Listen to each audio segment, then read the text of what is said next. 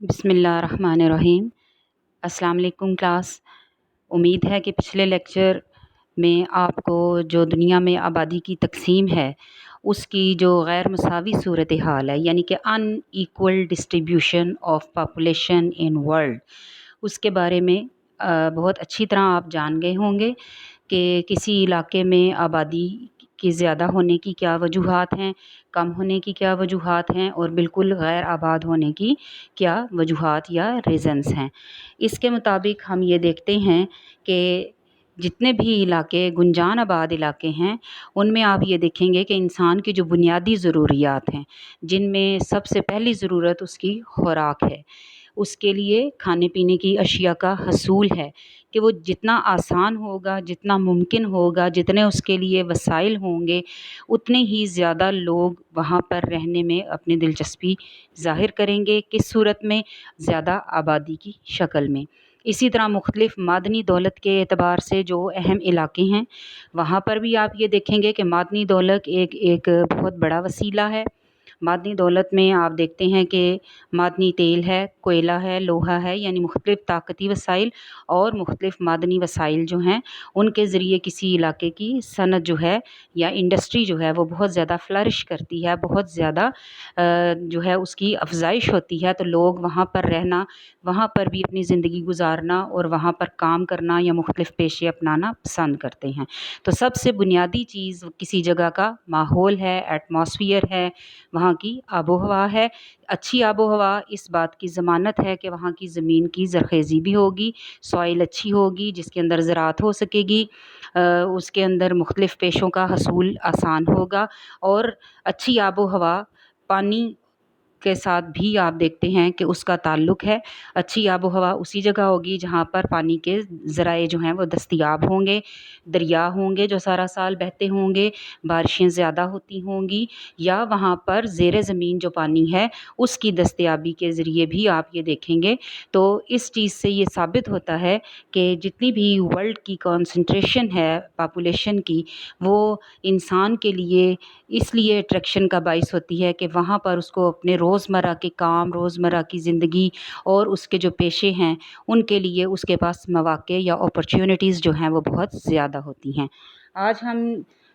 जो है वो इस चैप्टर के देखेंगे कि आबादी की तकसीम का जो इंसान की सरगर्मियाँ हैं, distribution of population and its impact on human activities, यानी कि इंसानी ज़िंदगी के ऊपर उसकी जो आबादी की किसी इलाके की गुंजानियत है उसका क्या असर होता है। अब आप देखें कि जितने भी पेशे इंसान अपनाता है उसमें कोई एक शख्स जो है वो उस पेशे की सारी रिक्वायरमेंट्स या उसकी सारी फ़ील्ड्स का अहाता नहीं कर सकता। जैसे कि ज़राअत है, सनत है, इन दोनों चीज़ों के बहुत सारे आगे मुख्तलिफ़ शोबाजात हैं और उसकी वजह से आप देखेंगे कि हमें लेबर की ज़रूरत होती है, ज़्यादा मज़दूरों की ज़रूरत होती है, सरमाए की ज़रूरत होती है। तो आम तौर पर आप देखेंगे कि कम गुंजान आबाद इलाकों में लोग जो हैं वो ऐसे पेशों के साथ मुंसलिक होते हैं जिनमें कम लोगों की ज़रूरत हो, जैसे कि लाइव स्टॉक है, भेड़ बकरियां पालना। उसमें क्या है कि एक जो शख्स है वो गल्लाबानी कर सकता है, वो कई हज़ार जानवरों को लुक आफ्टर कर सकता है, देख सकता है, उनकी देखभाल कर सकता है और जदीद साइंसी तरीक़ों के मुताबिक तो ये काम और भी ज़्यादा आसान हो गया है। तो इसी तरह से जिन इलाकों में आबादी कम है लेकिन वो तरक्की याफ़्ता हैं, तो वहाँ पर ज़रई सरगर्मियाँ भी कम लोगों पर मुश्तमिल होती हैं। तो इस तरह से जो कुदरती माहौल है, तबई माहौल है, वो इंसान के लिए पेशों के जो हैं, आप ये देखेंगे कि कौन से पेशे वहाँ पर अपनाए जा सकते हैं, किन पेशों के ज़रिए वहाँ के लोग जो हैं वो रोज़गार हासिल कर सकते हैं, तो ये वहाँ का कुदरती माहौल ही तय करता है। इसके साथ-साथ दूसरी जो चीज़ है वो है impact of non physical environment. Non physical environment जो है उसमें अभी हम जो बात करेंगे उसके मुताबिक आप ये देखेंगे जी। तो ग़ैर तबई माहौल में जो चीज़ें आती हैं उनमें हम ये देखते हैं कि किसी इलाके के रहने वाले किस मज़हब के साथ ताल्लुक़ रखते हैं, उनके मज़हब में कौन से काम करना जायज़ है, कौन से काम करना नाजायज़ है। जैसे कि हम लाइव स्टॉक करते हैं, गल्लाबानी करते हैं, तो आप ये देखेंगे कि जितने भी मुस्लिम ममालिक हैं उनमें आप देखेंगे कि गाय, बकरी, भैंस, ऊँट اس طرح کے جانور جو ہیں وہ پالے جاتے ہیں، کیونکہ یہ ان کے مذہب میں حلال ہیں، اور ان کی افزائش کرنا، ان کی مصنوعات کو استعمال کرنا، مصنوعات سے مراد ہے کہ ان کا گوشت کھانے کے لیے استعمال کرنا، ان کی کھالوں کو استعمال کرنا، لباس کے لیے ان کے اون سے جو ہے وہ آپ یہ دیکھیں کہ اونی کپڑے، اونی پارچہ بافی کرنا، تو یہ چیزیں۔ اور لیکن دوسرے جو ممالک ہیں ان میں آپ یہ دیکھیں گے کہ بہت سی ایسی چیزیں جو کہ ہمارے مذہب میں جن کو پالنا، ایسے جانوروں کو جو کہ ہم جائز نہیں سمجھتے، اس کو جو ہے وہ آپ دیکھیں گے تو اس قسم کی گلہ بانی ایسے ممالک میں نہیں ہوتی۔ تو غیر طبعی عوامل میں آپ کا مذہب آ جاتا ہے، کس نسل سے تعلق رکھتے ہیں آپ کا، وہاں پر طرز حکومت کیا ہے، کسی علاقے کی اقتصادیات کیا ہیں، اور اسی طرح کی جو چیزیں ہوتی ہیں ان میں آپ یہ دیکھیں گے تو یہ چیزیں جو ہیں وہ انسان کی جو پیشے ہیں ان کے اوپر بھی بہت زیادہ اثر انداز ہوتی ہیں۔ وہاں کے لوگ کون سا کام کرنا پسند کرتے ہیں، ان کی ذہنی استطاعت جو ہے وہ کس طرح کے کام میں اپنا بہترین جو ہے وہ وسیلہ ثابت ہوتی ہے۔ جیسے کہ آپ کی سلیبس کے مطابق، کتاب کے مطابق آپ یہ دیکھ رہے ہیں کہ بدھ مذہب کی اب یہاں پر جو ہم مثال دے رہے ہیں تو اس میں یہ ہے کہ یہ مذہب جو ہے وہ جانوروں کو ذبح کرنا، ان کا گوشت کھانا یا ان کو تکلیف پہنچانا جو ہے وہ یہ سمجھتے ہیں کہ یہ ہم تکلیف پہنچاتے ہیں اگر ہم ان کو ذبح کرتے ہیں یا ان کا گوشت استعمال کرتے ہیں، تو وہ ان کی حفاظت کرتے ہیں، یعنی کہ وہ ان سے کوئی مصنوعات حاصل نہیں کرتے۔ اسی طرح ہندو مذہب ہے، ہندو مذہب میں آپ یہ دیکھیے کہ مختلف طبقات ہیں، ہر طبقے کی مختلف فرائض ہیں، ڈیوٹیز ہیں، تو اس طرح سے آپ یہ دیکھیے کہ ان طبقات کی وجہ سے جو لوگ کسی ذات سے، کسی خاص قسم کی اس سے تعلق رکھتے ہیں مذہبی طبقے سے، تو وہ لوگ اسی کے مطابق جو ہے وہ اپنے کام انجام دیں گے، وہ دوسرا کوئی کام پسند نہیں کریں گے۔ تو اسی طرح سے پھر آپ یہ دیکھیں گے کہ اس ملک کی ترقی کے اوپر بھی اس کے اثرات ہوتے ہیں۔ ہمارے ہاں جس طرح اسلامی نظام میں سود جو ہے اس کو آپ یہ دیکھیں کہ منع کیا گیا ہے، سود کے ساتھ لین دین، تو اسی طرح سے سودی جو نظام ہے اس کو ہم یہ کہتے ہیں کہ یہ یہاں پر ایک جائز جو کام ہے وہ نہیں ہے۔ تو اس طرح سے یہ جتنے بھی عوامل ہیں یہ غیر طبعی عوامل ہیں۔ کسی ملک میں امن اور سکون کا کیسا ہے، سیاسی انتشار ہے، وہاں پر لا اینڈ آرڈر یعنی کہ لوگوں کی جان اور مال کی حفاظت کی کیا صورتحال ہے، اسی طرح سے آپ یہ دیکھیں گے کہ وہاں کے قدرتی وسائل سے بھی فائدہ اٹھایا جائے گا۔ اگر کسی ملک، کوئی ملک جو ہے وہ جنگوں کا شکار ہے اندرونی طور پر یا بیرونی طور پر، تو آپ یہ دیکھیں گے کہ اس کی کاروباری سرگرمیاں جو ہیں وہ متاثر ہوں گی اور وہ ملک اس طرح سے ترقی نہیں کر سکے گا۔ اب ان تمام چیزوں کے ساتھ پھر ہم یہ دیکھتے ہیں کہ دنیا میں پھر کچھ ممالک جو ہیں وہ آپ یہ دیکھیں گے کہ ان کی حیثیت جو ہے وہ بہت زیادہ نمایاں ہو جاتی ہے، ان کی جو حیثیت ہے وہ پوری دنیا کے لیے بہت زیادہ امپورٹنٹ اور بہت اہمیت کی حامل ہو جاتی ہے، اس لیے کہ وہ بہت سارے لوگوں کی ضروریات کو پورا کر رہے ہوتے ہیں، اپنی زراعت کی جو کہہ لیں کہ پیداوار ہے اس کے ذریعے، صنعت کی پیداوار کے ذریعے، جن علاقوں کی آبادی کم گنجان ہے وہ دوسرے علاقوں سے لیبر، ماہرین، کام کرنے والے لوگوں کو، ایکسپرٹس کو جو کہ ان کا کام کر سکیں ان کو بلاتے ہیں۔ تو اس طرح سے زمین میں جو معدنیات ہیں، زمین کی جو زرخیزی ہے، اسی کے مطابق آپ یہ دیکھیں گے کہ ان وسائل کے ذریعے پھر آپ دیکھیں گے کہ کوئی ملک کتنا جو ہے وہ ترقی یافتہ ہے، کتنا خوش قسمت ہے، کتنے وہاں پر حالات جو ہیں وہ بہتر ہیں۔ تو اس طرح سے زرعی پیداوار، بجلی اور معدنی جو وسائل ہیں، تیل ہے، گیس ہے، تو چار علاقے ہم یہ دیکھتے ہیں کہ دنیا میں بہت زیادہ اہم ہیں۔ یورپ جیسے پہلے بھی آپ کو بتایا کہ زیادہ آبادی کی وجہ یہ ہے کہ وہاں پر دنیا کے دوسرے علاقوں سے زیادہ جو ہے وہ زرعی زمین جو ہے اس کا استعمال کیا جاتا ہے، تھوڑی زمین کے اوپر زیادہ کاشتکاری کی جاتی ہے، معدنیات بھی زیادہ ہیں، اسی لیے آپ یہ دیکھیے کہ وہ دنیا میں بہت زیادہ ترقی یافتہ علاقے ہیں۔ پھر شمالی امریکہ ہے، اور اس میں بھی شمالی امریکہ میں ریاست متحدہ امریکہ اور اس کے ساتھ جو کینیڈا کا علاقہ ہے، یہ بھی اپنی انہی خصوصیات کی وجہ سے ہمیں بہت زیادہ نمایاں نظر آتے ہیں۔ تیسرا بڑا مرکز جو ہے اس میں آپ یہ دیکھیے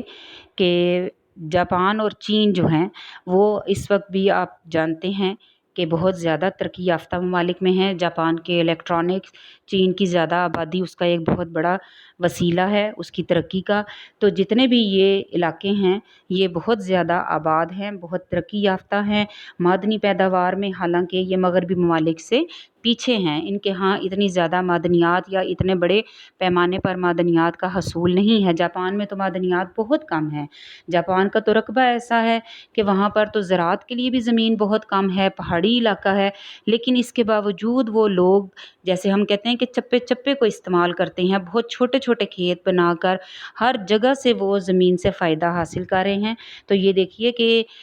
حالات جو ہیں وہ قدرتی طور پر اگر ان کے پاس موزوں نہیں بھی ہیں تب بھی وہ لوگ اتنے جفاکش ہیں، محنتی ہیں، اتنے ذہین ہیں کہ وہ اپنی ان وسائل کو جو ہے اس کی کمی پر اپنی محنت سے قابو پا لیتے ہیں۔ تو اس کے بعد آپ یہ دیکھیں کہ برصغیر پاک و ہند بہت بڑی آبادی انتہائی قدیم زمانے سے، یعنی کہ جب بھی آپ پڑھیں گے یہ آپ کو آباد علاقوں میں نظر آئیں گے، یعنی قدیم زمانے سے 5000 سال پرانی تاریخ، اس میں ترقی یافتہ علاقے۔ تو یہ جتنے بھی علاقے ہیں یہ بھی اپنے وسائل سے جو ہے وہ بہت زیادہ مالا مال ہیں، حالانکہ یہ اپنے وسائل سے اس طرح سے فائدہ نہیں حاصل کر رہے، کیونکہ یہ علاقے جو ہیں وہ بہت ساری مختلف سیاسی مسائل کا بھی شکار رہے ہیں۔ لوگوں کی جو بڑی تعداد ہے وہ آپ یہ دیکھیں کہ تعلیم یافتہ نہیں ہے، تو اس لیے ان علاقوں کی ترقی بھی جو ہے وہ بھی آپ یہ دیکھیں گے کہ اس لحاظ سے بہت پیچھے ہیں یہ۔ اور دوسری طرح سے اگر آپ یہ دیکھیں تو یہ علاقے جو ہیں وہ بڑی آبادی رکھنے کے باوجود بھی ترقی کے معاملے میں جو ہیں وہ آپ دیکھ لیں کہ بہت دوسرے ممالک کے مقابلے میں ابھی ان کو بہت زیادہ ضرورت ہے کہ یہ محنت کریں، اور ترقی پذیر ممالک میں یہ شامل ہیں۔ اس کے ساتھ پاکستان ہمارا ملک ہے، اور اب ہم یہ دیکھیں گے کہ پاکستان جو ہے وہ دنیا میں کیا خاص مقام رکھتا ہے، اس کی کیا حیثیت ہے۔ تو اس کے مطابق آپ کو پتہ ہے کہ پاکستان 1947 14 اگست کو جو ہے وہ دنیا کے نقشے پر ابھرا، اور اس حیثیت سے پاکستان جو ہے وہ دولت مشترکہ کا یعنی کامن ویلتھ کا جو ہے وہ ممبر ہے، اور کینیڈا، برطانیہ، جنوبی افریقہ، یہ تمام، اور Hindustan, Sri Lanka, Australia, New Zealand وغیرہ اس کامن ویلتھ کے اندر یعنی کہ دولت مشترکہ کے اندر جو ہیں وہ شامل ہیں۔ اسی طرح سے علاقائی تعاون کے اعتبار سے کہ جس علاقے میں، کیونکہ ہم دیکھیں یہ ریجنل جغرافی پڑھ رہے ہیں، تو ریجن کا مطلب کیا ہے کہ ایک جیسے حالات یا ایک جیسی خصوصیات رکھنے والے علاقوں کو کمبائن کرنا، انہیں اکٹھا کرنا، ان ایک جیسے حالات کی یا ان کی جو مشترک باتیں ہیں، خصوصیات ہیں، ان کے مطابق ان علاقوں کا جائزہ لینا۔ تو اسی طرح سے کولمبو پلان جو ہے وہ بہت اہمیت کا حامل ہے، جس کا مقصد یہ تھا کہ جنوبی اور جنوب مشرقی ایشیا کے ممالک جو ہیں وہ ترقی کے لیے ایک دوسرے کے ساتھ تعاون کریں، اور اسی کو کولمبو پلان کہا جاتا ہے۔ اور آپ کو ایک بات بتاؤں کہ یہ شارٹ کویسچنز میں بہت امپورٹنٹ ہے، اس کو آپ انڈر لائن کیجئے اور اس کو یاد کیجئے کہ کولمبو پلان کیا ہے، اس کا مقصد کیا ہے، اور اس میں جو ہیں باہمی تعاون کے ذریعے یہ ایک دوسرے کو، جتنے بھی ممالک اس کے ممبر ہیں وہ اس میں ایک دوسرے کی مدد کریں گے۔ اسی طرح سے پاکستان جو ہے وہ UNO یعنی کہ اقوام متحدہ کا ممبر ہے، بہت ایکٹیو ممبر ہے، اور اس کے ساتھ ساتھ آپ یہ دیکھیں گے کہ Islamic organization of Islamic conference یعنی OIC مسلم ممالک کی یہ تنظیم ہے، اور اس کا مقصد بھی ہے کہ جو ہمارے اسلامی ملکوں کے مفادات ہیں ان کے لیے کام کرنا، ایک دوسرے کی ترقی کے لیے تعاون کرنا۔ تو اس طرح سے پاکستان کو آپ یہ دیکھیں تو اپنی جو خارجہ پالیسی ہے، جو دوستانہ رویہ ہے، سارے ملکوں کے ساتھ تعاون کا جو رویہ ہے، اس کے مطابق آپ یہ دیکھیں گے کہ پاکستان جو ہے وہ دنیا میں ایک اہم مقام رکھتا ہے۔ اور بدلتے ہوئے حالات کے مطابق بھی آپ یہ دیکھیں تو پاکستان جو ہے وہ آپ کو دنیا کے بہت سارے معاملات میں آپ دیکھیں گے کہ وہ سر فہرست ہے۔ ہماری افواج، ہماری سیاسی قیادت، اور اس طرح سے ہمارے زندگی کے مختلف شعبہ جات سے تعلق رکھنے والے لوگ پوری دنیا میں جو ہے وہ اپنے اس تعاون کو پیش کرتے ہیں، اس تعاون کے ذریعے سے وہ پوری دنیا میں جانے جاتے ہیں اور پوری دنیا کے لوگوں کی وہ مدد کرتے ہیں، اور اس طرح سے پاکستان کی یہ خواہش ہے کہ پوری دنیا جو ہے وہ امن اور سلامتی کے ساتھ جو ہے وہ رہے، انسانیت کا جو ہے وہ لوگ پرچار کریں۔ تو یہ بیٹا ہمارا آج کا لیکچر تھا، اس میں آپ کا یہ جو چیپٹر ہے یہ کمپلیٹ ہو گیا، اور اس میں سے اب آپ لوگوں کو کچھ تھوڑا سا میں کام بھی دوں گی تاکہ آپ لوگ اس پورے چیپٹر کو پڑھیں اور پھر اپنے ایگزامس کے لیے اس کی پریپریشن کریں۔ تو آپ لوگوں نے اس میں سے آبجیکٹیو، جس طرح سے میں آپ کو پہلے تیار کرواتی ہوں، ہر چیپٹر کے آبجیکٹیو کویسچنز آپ لوگوں نے بنانے ہیں، اور ان شاء اللہ تعالیٰ ان کو پھر ہم انشاءاللہ آپس میں ڈسکس بھی کریں گے، اور آپ کو یہ آپ کے ایگزامس کے لیے آپ کا ایک چیپٹر جو ہے وہ کویسچن آنسرز کے ساتھ تیار ہو جائے گا۔ شکریہ، اللہ حافظ۔